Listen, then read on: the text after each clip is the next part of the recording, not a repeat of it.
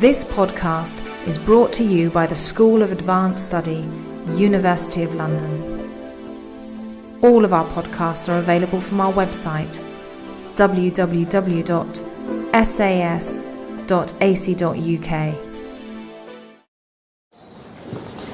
Okay, thanks very much to everybody for getting back to your seats there. I realise that it's all feeling a bit rushed. This is the mark, I would contend, of an excellent conference, that there are so many interesting things to say. So, now moving on to the next panel, which is entitled Case Studies on the Impact of Multinational Enterprises on Indigenous and Traditional Farming Communities and Their Advocates.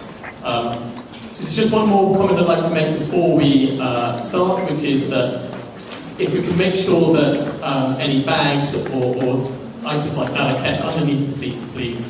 I've been asked to make that request. Okay, so now I'll hand over to Mauricio to make us up on the next panel. Thank you. Hello, it's my turn to be in the interrogation seat now. So after hearing about the problems and the risks in the previous panel, I think that it's quite neat to move into this panel and try to talk a little bit more about the solutions, or if not the solutions, the mechanisms to address and access to remedy. So you have the bios of the panelists. We have a very distinguished panel here as well. So I'm not going to introduce each of the panelists. You have them in your package. Just to say a few words about me. I am Deputy Director of the Business and Human Rights Resource Center. I am Colombian originally, but I work here, based in London, and what we do is mainly divided into two main issues: transparency and accountability. Transparency is that we aim to be the... thank you very much. I can see normally.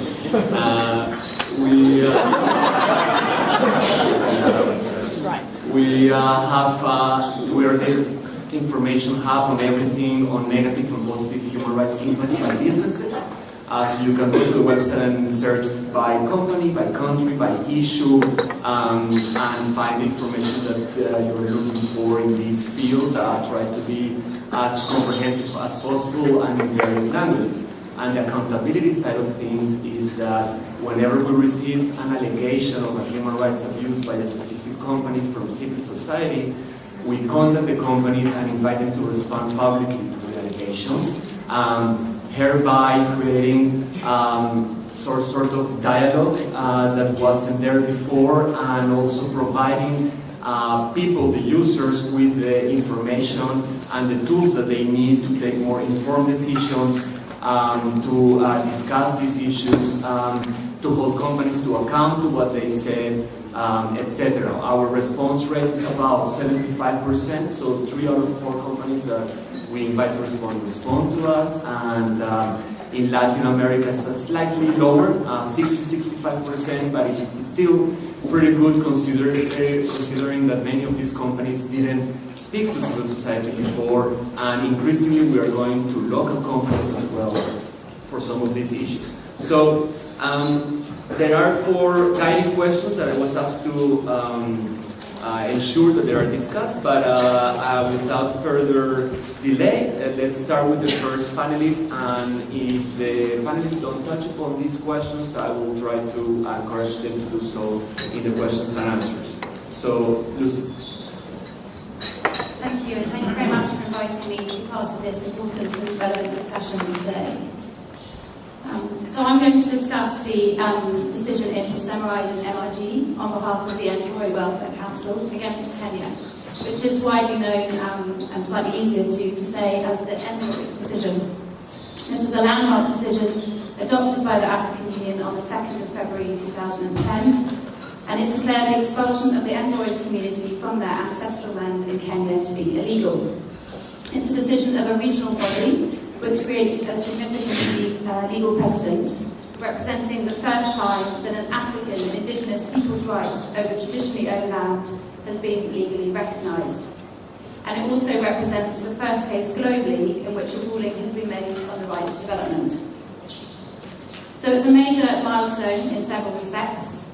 It's significantly contributed to a better understanding and a greater acceptance of indigenous rights in Africa, and it's provided a strong incentive to all governments to regard their indigenous peoples as stakeholders in the development projects, and to also involve them in the development process. So I'll talk about the decision in a little bit more detail in this presentation. Summarising an 80-page decision within 10 minutes is going to be a bit of a challenge, but I'll do my best. And then I'll look at how MRG is trying to secure the value of this decision in terms of both implementing it in Kenya and also using it in other East African litigation. There's been quite a lot of discussion already on these issues in the Latin American context, so I hope that this will also give an African dimension. So these are the Ndoroys. They're a semi-nomadic indigenous community of approximately 60,000 who have lived for centuries around Lake Victoria in Kenya's Rift Valley, and they've used the fertile land around the lake for grazing their cattle, sheep and goats, and for the holding of cultural and religious ceremonies. So the land is obviously sacred to the Ndoroys, as with all indigenous peoples. It's inextricably linked to the cultural integrity of the community and their traditional way of life. In 1963, when Kenya gained independence and ownership of the land passed to the local county councils, in trust and for the benefit of the Ndoroys, who remained on the land and continued to use and enjoy it. However, just 10 years later, in 1973, the Ndoroys were actually dispossessed of their land through the creation of a game reserve, Lake Victoria Game Reserve. There were some promises made that the community would receive other land in return and money for compensation, but this actually didn't happen. So this is the lake itself. As you can see, it's a very beautiful area. There's lots of natural wildlife. And as you can imagine, a spa hotel was built, and there was a big influx of tourists. And in 2001, the government then granted a license over the land to mine some rubies which were in the land. And there was heavy excavation of soil and extraction of water.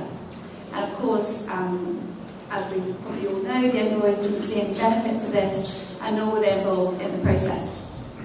The Ndoroys tried to engage with their government to seek return of their land and appropriate compensation, and this was unsuccessful over a period of about 20-30 years. So eventually they resorted to legal action against the local county councils, and in 2002, unfortunately, the High Court gave judgments against them. So then they approached MRG for assistance, and in conjunction with a local partner organisation and a local lawyer, a case was lodged before the African Commission on Human and People's Rights in 2003. We managed to get provisional measures to hold the prospective mining, and the case was declared admissible in 2005. Merits were considered in 2006, but it wasn't until some 4 years later that a decision was actually adopted by the African Union, and that came out in February 2010.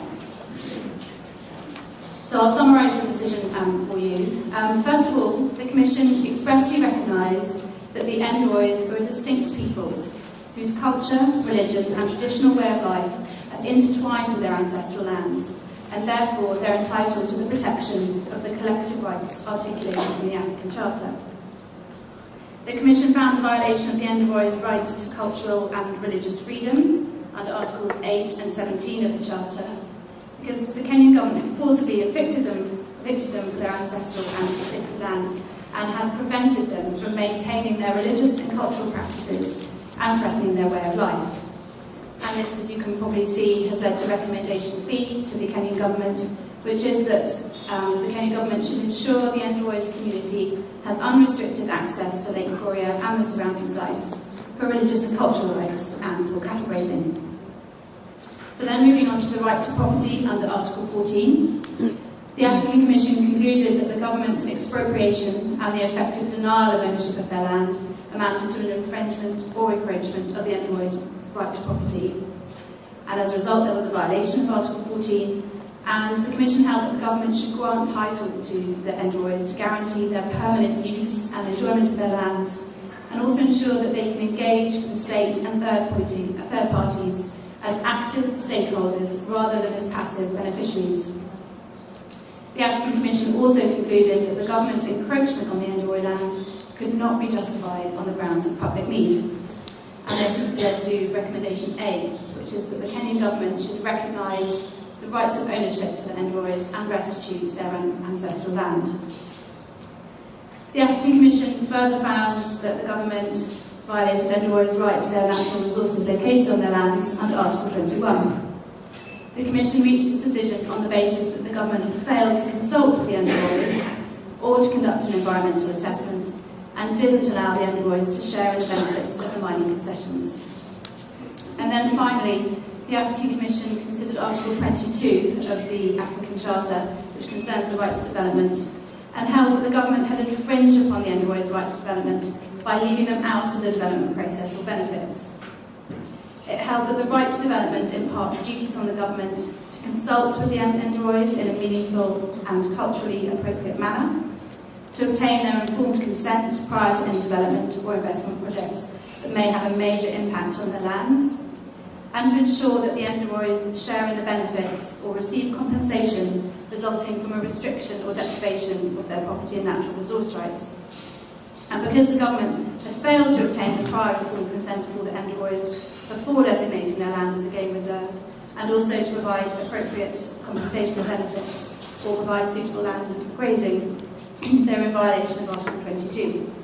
And this leads to recommendations C and D, that the Kenyan government should pay adequate compensation to the community for all loss suffered, and also to pay royalties to the Ndroys from the existing economic activities, and ensure that they benefit from the employment possibilities within the reserve. So MIG has been continuing to work with the Ndroys and also continuing to try and ensure that this decision remains important and on the table and retains its value. Firstly, we've been working with the Ndroy Welfare Council and other international legal experts to try and see the implementation of the Ndroys decision, including the return of Ndroys and ancestral land, and also compensation.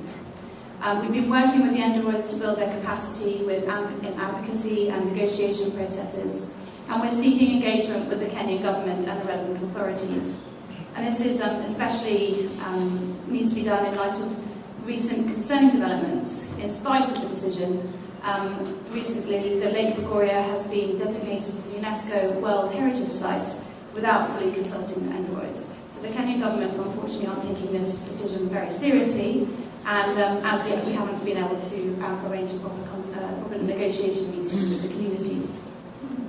We're also working with another community in Kenya, essentially kind of Ndroys Mark II, a community called the Ogiek, who are a hunting and gathering community living in the Mau Forest Complex and forest areas around Mount Elgon in Kenya. And they've been repeatedly threatened and or evicted from their ancestral land. And this has been done ostensibly in the name of environmental conservation to preserve the Mau Forest, but there are still numerous logging activities which are allowed to continue with the permission of the government. So we have been supporting the Ogiek through domestic and international litigation advocacy and trying to ensure that they receive appropriate consultation around their resettlement, and also that their ancestral land rights are recognised. And this, we hope, kind of keeps the Ndroy decision on the table before the Kenyan government. And recently, the Ogiek have also sought protection of the African Commission through a request for provisional measures in relation to violence that has occurred in the last 6 months towards Ogiek land rights activists. And we're also working with the Maasai of Loliondo in Tanzania in relation to their loss of land rights in a dispute with a US-based tourism company which saw their eviction from their ancestral land. This purchase was overseen by Tanzania's investment authority, and at the very least, the tourism company in question failed to conduct appropriate due diligence prior to purchasing the land, since this would have established that the community used the land for grazing and also for access to water. And again, this litigation, although it's domestic, so within the Tanzanian courts, is informed by the Ndroys decision, and so we can see how the decision is being used against a non-state actor. So I think, in conclusion, we can say that the Ndroys decision offers further recognition of indigenous people's land rights. It's a further tool to invoke against states and indeed against private companies. Communities should be encouraged to use the existing law and jurisprudence and invoke it more systematically in advocacy and media work, and in the courts if it is actually necessary to resort to litigation. That's what the Anglo case sought to do, and I hope that it has offered some thoughts for the future. Thank you.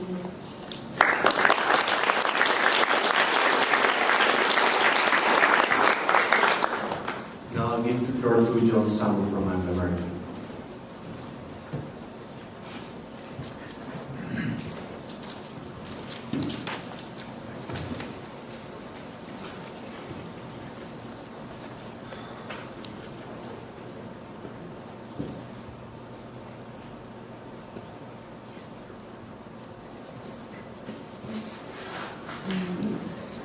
Thank you, Mauricio, and thank you to PBI for the invitation to talk today. I'm going to give you just a quick overview of how we in Anglo American manage some of these issues. We don't pretend that we've got them all right. I'm not speaking for the sector. We don't pretend that the mining industry as a whole has got these all right, but I hope this is a useful contribution to the debate. And just to start off, Anglo American is a large mining company, and I think our footprint is relevant in terms of this discussion. About 90% of our operations are in Australia, Brazil, Chile and South Africa. So on the whole, pretty robust democracies. So that does colour part of our thinking around some of these issues. We also have a single operation in Venezuela and in Zimbabwe as well.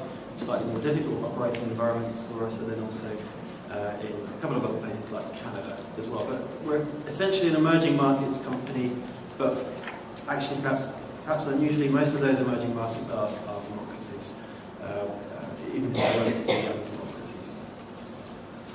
In terms of how we try to address the issue of human rights, there are a number of public commitments we make and a number of external processes, and I thought it would be useful just to set these out so that you can understand where we're coming from. So first is quite a long-standing commitment to the Universal Declaration on Human Rights in our business principles, which has been public for at least a decade, and we had similar statements before then. And then also through membership of the Global Compact, of course. We're active supporters of the voluntary principles on security and human rights and implement that and report against that set of requirements as well, and have been pretty much since the VP's inception. More recently, we have been engaged in the process led by Professor John Ruggie and are very supportive of the recommendations coming out of that process, and are working quite hard to ensure that we then live up to the commitments that places on business. We do things like audit our supply chain for human rights risks, so that would typically be labour rights kinds of issues that we'd be looking for, but we do look at our key suppliers. We identify their likely risk in terms of a range of issues, including environmental performance, safety performance, but also labour rights, and do in-depth audits of ones we deem to be most risky, for example, and then provide advice to those where we think there are deficiencies. During new project development and also mergers and acquisitions activities, we look very hard to see if there are human rights issues and try and understand what those may be and how we can manage them. We also do that when we're selling businesses as well. So we have actually had situations where we've decided not to go sell businesses to the highest bidder in the past because of concerns about some aspects of their social or environmental performance, for example. So we believe we have a duty of care on operations beyond simply our ownership. We follow IFC performance standards for land acquisition and resettlement. They are seen as the international benchmark. We think there are some things that need to be done on top of that, so there's no sort of panacea by any means, but they're certainly a useful starting point for planning resettlements. And then for quite a while now, we've applied all of our operations, exploration sites and projects that have a stakeholder complaints and grievance procedure that needs to allow people to submit complaints, for example, anonymously or by a third party, should they so wish. It also allows for third-party adjudication if we can't reach resolutions. We sort of company officers and stakeholders as well. Indigenous peoples are obviously a major issue for our industry generally. Anglo American actually has relatively limited interactions with indigenous groups because of the countries we're in and because of the parts of those countries where we're in. But we do, as an ICMM member, International Council on Mining and Metals, we do have an explicit commitment to seek broad community support where our projects may affect indigenous peoples, and I'll come on to a more specific issue of ethnic in a minute. And then finally, there's a lot of focus on impact assessments and things like human rights due diligence as projects are being built. I think our view is, particularly because our operations tend to be quite long life, so the average life of our current fleet of mines is about 35 years, and many of those have been going at least that long. So they're multi-decade enterprises. We feel that pre-development impact assessment is very important, but it needs to be supplemented by ongoing impact assessments. All of our sites every 3 years, all of our operations every 3 years must go through a reasonably in-depth review of their socio-economic impacts, consulting with communities, and as a part of that we've built in, for example, Danish Institute's human rights quick check into that process. We can get some comfort that human rights issues are being examined as well.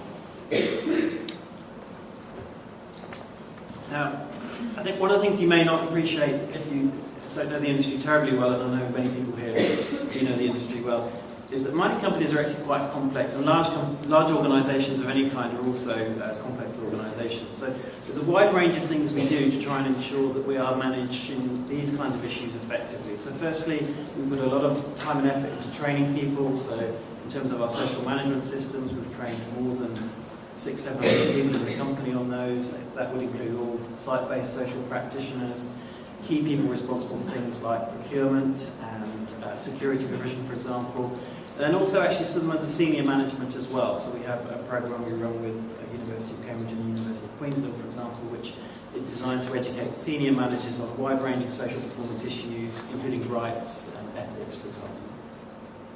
We put a lot of effort into internal guidance documents. There is a lot of excellent guidance out there on these topics, but what we generally find is that that's known by quite a niche community. If we've got people developing projects with deadlines and pressures, for example, we want to give them that guidance in the easiest digestible form possible. We have that in a document called Socioeconomic Assessment Toolbox in Anglo American. We're very likely to make that public in the future as well, so other people can benefit from that. But we have specific guidance for the exploration phase, for new project development as we're planning and constructing projects, for operations, and then also for closure, because the issues vary throughout the life cycle of the project. My predecessor was talking a lot about sharing the benefits of projects. The next two areas of work we have are very much about looking at how the benefits that mining generates, which can be very substantial, can be shared equitably and fairly with the people who are around our operations and who may well receive some of the negative impacts that arise from our activities. And I think once upon a time there was a feeling that mining used to be low tech, used to create thousands of jobs. So if we were in an area, essentially if you wanted a job you could have one, and that was sort of a bit of a quid pro quo, and then you'd be taxes to the government and so on and so forth. And that's a relatively unsophisticated approach, I know, but nonetheless that used to be the case. The industry's changed a lot. It's actually quite a high-tech industry, very capital-intensive. It's quite likely that the people around our operations, A, will be more numerous than the jobs available, and B, even if that's not the case, they may well not be qualified to operate on the site anyway. So that's forced us to fundamentally rethink how we deliver benefits to the places where we operate now. So we no longer think that just paying taxes is enough. There's a lot of work around community development initiatives, looking at employee and community health, for example. Employee housing is a big issue for us, as well as things like basic education and numeracy. Many of the places where we operate actually have very high levels of illiteracy, for example. And then a particular focus on using for business. So our procurement budget worldwide was about $11 billion last year, and our procurement budget in emerging markets was over $7 or $8 billion. So if you compare that to the official aid budgets of some of the governments where we're operating, those are actually very substantial sums of money. And if you use that intelligently, you can use that actually to meet some of the legitimate development aspirations of the people in the host countries and host communities. And then also things like training and education to ensure that local people do get the chance to have jobs in our mines. We don't want to have people brought in from a long way away and locals not getting jobs. That's not good for us, it's not good for communities, and so on. Internal alignment, there are a very wide range of functions involved in running a business like a mining company, so human resources, project development, geology, exploration, new business development, you name it. I could carry on for a couple of minutes listing functions. It's particularly important that those functions understand what their responsibilities are in this area. So it's very important that we network internally and educate people on what the risks are, what the opportunities are, and also take that out through to the supply chain as well. And then finally, a lot of external engagement. We don't claim to be a centre for expertise in these areas, and it's very important that we consult with communities, with governments, of course, but also with a range of multilateral initiatives, with NGOs. Our trade union partners, for example, are very positive. And then just to wrap up, challenges, opportunities. Some challenges.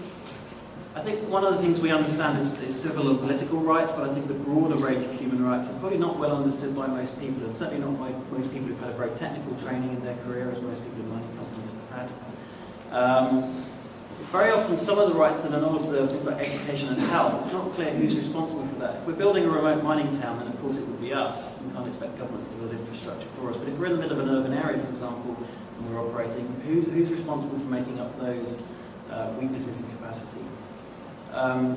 Many people in our organisation have trouble understanding when legal compliance doesn't equal human rights compliance. And on the topic of FPIC, I think we have no problem with states determining that FPIC's required, but we're sort of left a bit adrift when states don't enforce FPIC, because there are two issues there. One, then there's no definition that we can use, and that we find problematic. But also, if we walk away from a project and there's no requirement for FPIC, then there's nothing to stop a less responsible developer coming in and developing that project. So that's a real conundrum for us as an industry, particularly as we may have spent several $100 million developing a project to the point where we've gone to a yes-no decision. Understanding who are legitimate representatives can often be a challenge. There are very many voices in most of our communities. Responding to and coping with allegations of human rights abuses can also be problematic, because very often these abuses are related to technical failures, for example, a technical failure to control an environmental impact. But if you start labelling it as a human rights abuse, it actually becomes a legal issue, and then, to be quite honest, it's much harder to have a helpful discussion with the people you're dealing with. With local capacity, and then also project timelines. Delays in the industry cost huge amounts of money. It could be millions of dollars a week, so there's always a lot of pressure to get people on track. And then opportunities. I mean, we certainly don't see human rights should be an obstacle to broad-based socio-economic development. On the contrary, history shows that those countries with a positive, human rights track record tend to develop better over the long run. So we feel that if we're able to respond and understand to the concerns of host communities, then we should be able to strike agreements. We also think that actually most people support human rights, and companies that don't will probably just have to struggle to attract and retain good people.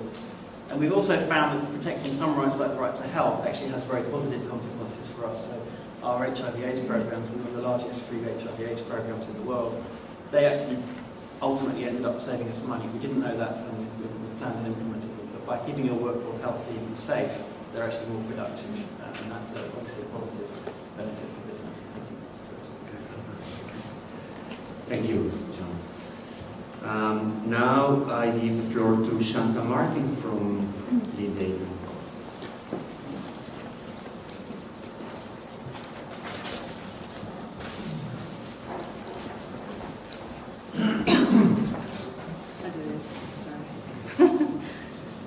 Thanks. That is blinding at night. So, first of all, thank you for the invitation from PBI to actually be here to talk. And what I'll do is effectively just look at one case, and I know that there are dozens of cases that we could be looking at, but just look at one case to, in some ways, draw a bit of a string between a lot of what we've been hearing regarding the issues of consultation, failure to consult, human rights abuses that flow from that, often the level of impunity with which those human rights abuses take place, and why the work of organisations such as PBI, but also the work of a lot of lawyers around the world is so important to put an end to that kind of impunity. And finally, what I will do is comment on some changes to legislation that are currently being proposed in the UK Parliament, which will, unfortunately, if it goes ahead, have a very, very strong impact on the capacity of lawyers in the UK to contribute to alleviating that sense of impunity and trying to insist that there is greater accountability. And I will try to stick to time, but if I go too briefly through this, certainly do ask questions. So just in terms of a lot of the stuff that we've been hearing, so I won't spend much time on this, obviously the extractive industries can impact on a wide range of issues, and that's certainly in terms of the extent to which it can lead to loss of land, forced evictions. We've heard some from in relation to Colombia, for example, insufficient compensation and impact on indigenous culture. degradation of natural resources, particularly regarding pollution through impacts on air, land, sea, rivers, and the consequent impacts then on the ability of communities to access clean water and to often grow or collect food. Loss of sustainable livelihoods, concomitant impacts on health, both of workers and local communities. Physical abuse, that's particularly the case, I think, when we are talking about a case such as the one that I will talk about, where you have both military, police and security personnel providing security to mining interests, and who often, unfortunately, use very violent tactics to suppress local discontent. There are also issues to do with the divisions that can often arise both within communities, between communities, and even within families, where unfortunately you do have, as we've heard, the capacity for these types of projects to play out in some ways for some people, perhaps in a way that they may see it as beneficial for them, and others may see the potential for a mining or oil and gas operation as being quite devastating for them. It can lead to extraordinary divisions both between and within communities. The lack of respect for culture, and I think this is obviously a very strong uniting theme throughout this conference, and in particular the lack of respect for the rights of indigenous peoples to free, prior and informed consent. There is also an issue, as you know, we are all aware of, even where an operation does take place, that there is not necessarily a beneficial impact for the communities in terms of community development approaches. And so, for example, issues to do with the fact that, particularly these days, as John has mentioned, a lot of extractive industries are so heavily technical that there are few jobs for local communities. There are issues to do with discrimination, failure to ensure that there are health benefits and so on.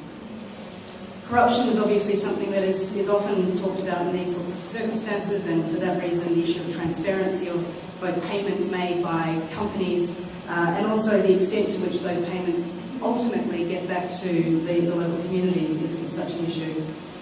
But within all of this, it is generally those who are most marginalised in communities or in countries that are often the most affected, and so that includes Indigenous peoples quite clearly, and within that context it obviously will often impact women in a very different way to the way in which it might impact men. This is a photo that I took when I was on my way from the north of Peru, from a city called Piura, up to one of the smaller towns that is up in the hills. The reason I was making that trip was to actually go and meet some of the lawyers who had assisted the communities who were protesting against the Rio Blanco mine in the very north of Peru. So we're talking about this area right near the Ecuadorian border. It's a stunningly beautiful area. There are hundreds of community members who would be affected by the project if it is to go forward. It would be one of the largest copper open pit mining operations in the Americas. And it was a project that was very much causing a lot of concern for the local communities who are obviously very dependent on the richness and cleanliness of their environment for their own livelihoods.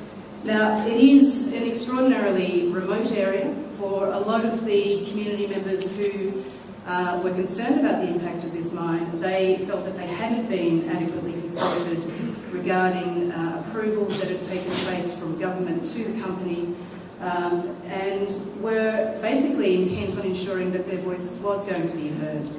In 2005, this wasn't the first protest that these community members had made, but it was certainly one of the ones that was most devastating for many of the community members themselves. In July, a large group of community members from different villages, from different areas, but certainly in the area that was affected or would be affected if this mine went forward, decided that they would march to the mine site. A march which is not a quick or easy march, a march that would take 3 days for many of the community members, across terrain that has no real tracks, no paved roads, and make their voices heard and make their opposition to the project heard. Along the way, they were flown over by helicopters containing police officers who threw tear gas at them as they walked towards the mine site.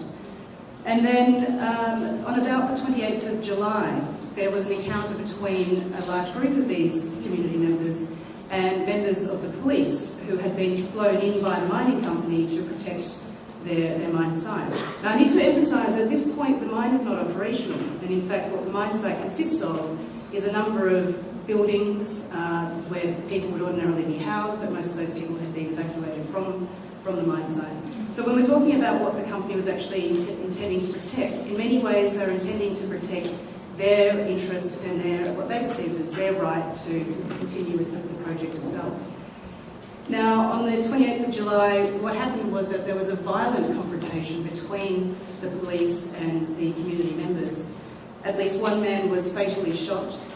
At least one other was shot in the face with a tear gas canister, which led to him losing an eye.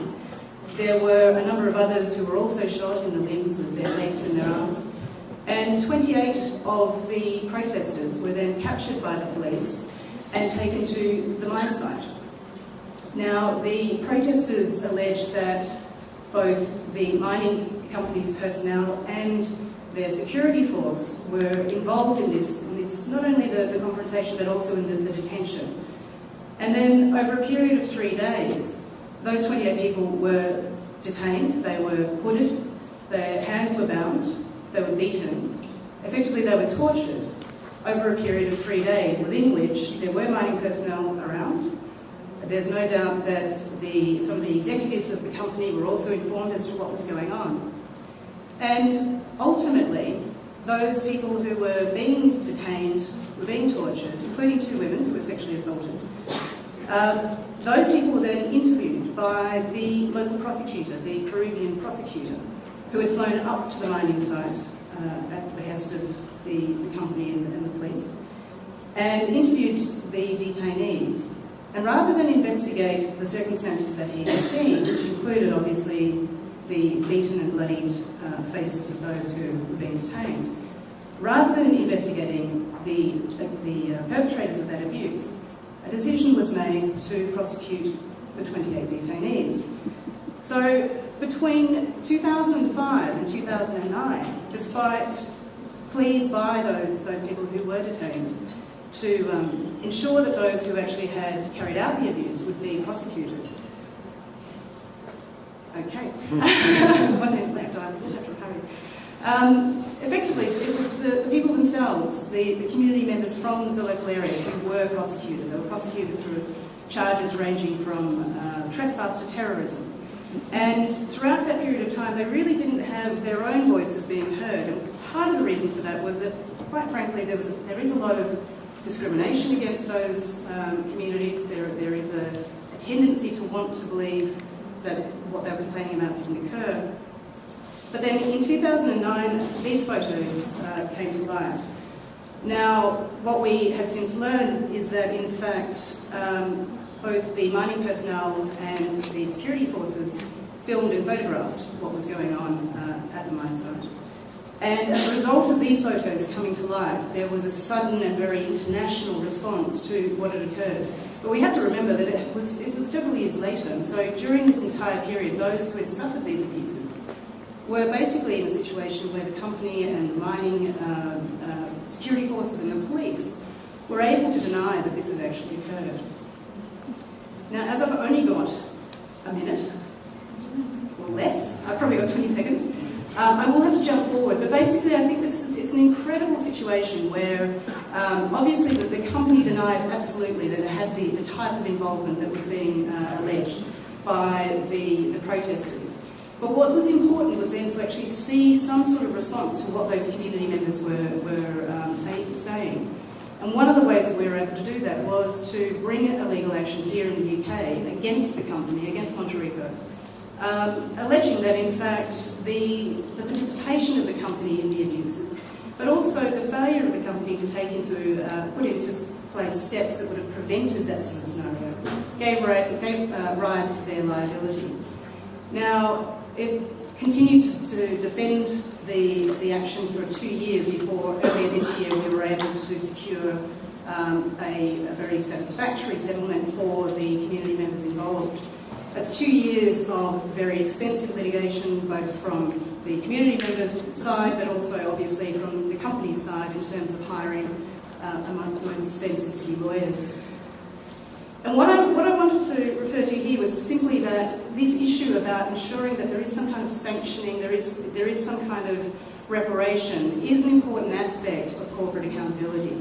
And while I have to emphasise for legal reasons that the company never admitted liability, it is an important issue to be able to bring these sorts of cases to light in countries such as the UK where those companies are headquartered. Now I will rush through this just to get to the final point, and that is this.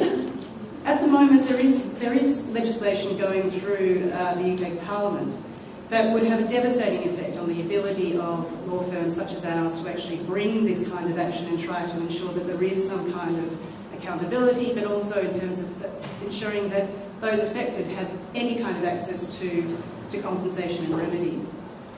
I perhaps won't go through the details of it because it is perhaps a little bit difficult to do so really quickly.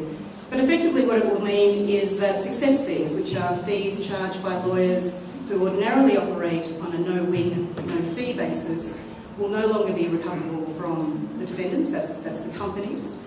And that the basic costs, so the cost of flying in and out to these sorts of countries, the cost of pursuing this type of litigation, will be having to be met by a proportionality test that is proportional to the compensation. And unfortunately, with regulations arising from within the EU, the IO2 regulations, the compensation is often tested according to the laws of the state where the activities occur, where the damage occurs, so in this case, for example, Peru, which is much lower than you might be able to get if you were to assess it according to English damages, which has previously been the case. So aside from that proportionality aspect, at the moment there is the capacity for the court to decide that actually, given the way that the opposition ran their case, given the way that the company really fought tooth and nail to try to defend this action, then the capacity of lawyers to meet that response by being able to gather evidence, etc., might mean that it's necessary to incur costs that go beyond the amount of compensation, and that would be scrapped. The effect, as I say, would be to drastically impact the ability of these sorts of cases to come forward, which has an incredible impact on the ability of victims to access remedy and would lead to less corporate accountability. So my final statement is really that we need to lobby Parliament to prevent this kind of change going through. And it is possible, I think, to have an improved system of access to justice without having an impact on the ability of individuals, communities and lawyers who work with them to bring these sorts of cases to the UK. Thanks.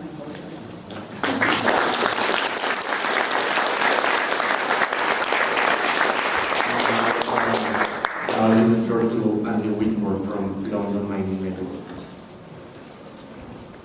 Okay, thank you very much, and thanks for the opportunity to speak. Now, I plan ridiculously optimistically to try and cover 2 case studies covering Asia with regards to looking at human rights defenders and rights abusers around extractive companies based in the UK, and also make some general comments. So whether I do that or not, I don't know. It's a good competition. But first of all, I should really explain what the London Mining Network is for those who may not know. So, London Mining Network is an alliance actually of 26, not 25. I was corrected by our coordinator, Richard, who spoke earlier, because the UK Tar Sands Group, the joint network, have joined us. So 26 human rights development and environment groups.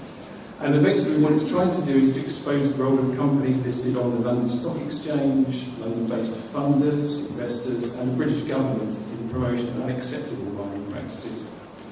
And it does this by publishing reports, by acting as digital shareholders, particularly to bring community representatives to speak for themselves, educational events, and where appropriate, addressing key decision makers. So then, the next question is, well, why London? I think there's a number of reasons. First of all, many companies are based here either with their headquarters here or they're registered on the London Stock Exchange, or its smaller brother, the alternative investment market. And by our figures, again, it depends on what you look at, but we would argue 4 of the 5 biggest companies in the world are based here, which is Anglo American, which we earlier, BHP Billiton, Xstrata, and Rio Tinto. The one that's missing, the fifth one, is Vale, the Brazilian company. Also, London is one of the world's biggest centres for investment in the mineral industries, and particularly with regard to high street banks, investment banks, pension funds, and insurance companies, all of which tie people who have pension funds, etc., are investors into funding this industry. And finally, some of the key industry bodies and other associated bodies are here, including the International Council of Mining and Metals, that was mentioned earlier, the London Metal Exchange, and also the leading precious metals trade, the London Bullion Market Association. And interestingly, the London Bullion Market Association actually fixes the price of gold. It still does this twice a day, raising Union flags up and down. Very bizarre practice. So why mining? Well, in some ways I can almost skip over this because many of the earlier presentations have done this. But I think one of the key points that's come out is the disproportionate effect, negative impact on land-based communities, especially indigenous peoples. And I think particularly from our point of view, the quote from Professor Ruggie, the UN Special Representative on Business Human Rights, is important. When he started it, again, I think Professor Anais found the same thing recently, is that many of the cases that came up were to do with the extractive companies.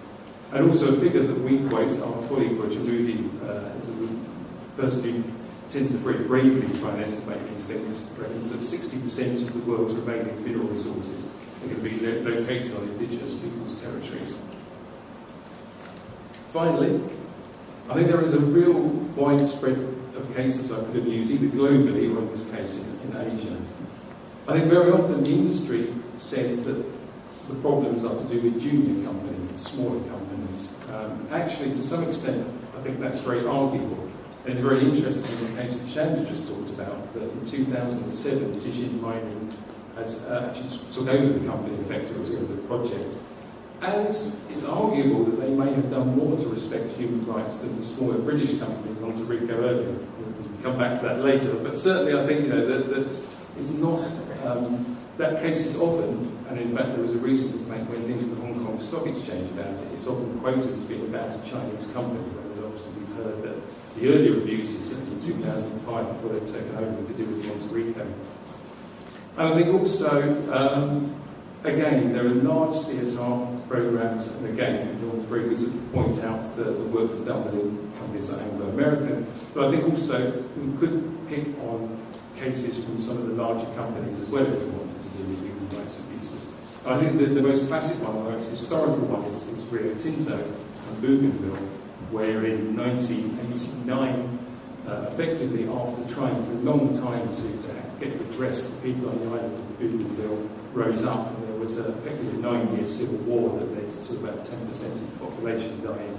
And it's still one of the kind of the classic cases as to why companies need to get this right to mine.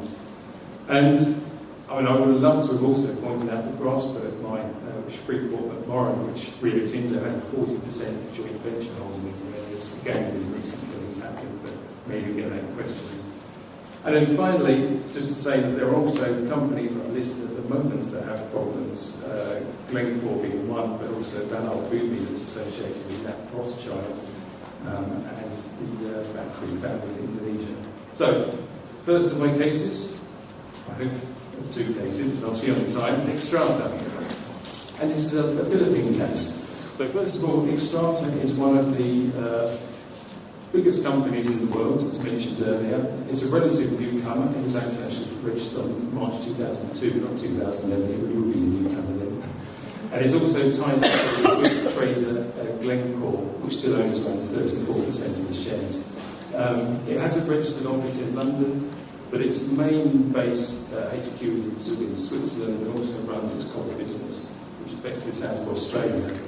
And it's the controlling owner of the proposed Tampakan project, which is happening in the south of the Philippines, although it borders various provinces, primarily in South Cotabato, which, if it goes ahead, is going to be one of the biggest mines in Southeast Asia, and certainly the biggest in the Philippines.